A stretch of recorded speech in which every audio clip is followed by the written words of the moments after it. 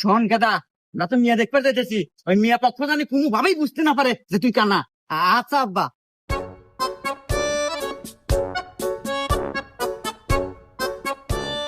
তো বাবা যে আসতে কোনো সমস্যা নেই তো? না, আমার কোনো সমস্যা হয় নাই। আচ্ছা যাই হোক, এখন কো আমাদের মেয়ে পছন্দ হলো নাকি? বিয়াই সাহেব, আমাদের পক্ষে তো কোনো সমস্যা নাই, মিয়া আমাদের খুব পছন্দ হয়েছে। আলহামদুলিল্লাহ, বিয়ে যাওয়া তো পাকাপুক্তি হইলো, তাহলে এই সুবাদে মিষ্টি মুখ করা যায়। বাবাজি, তাহলে তোমার হাত দিয়ে সবাক মিষ্টি মুখটা করাই দাও। এগাদা, তোর হসুর কল তোর সামনেই মিষ্টি নিয়ে খাড়া আছে, আর মিষ্টি কিন্তু দড়িতে বান্ধা আছে, ওটা খুলে নিস।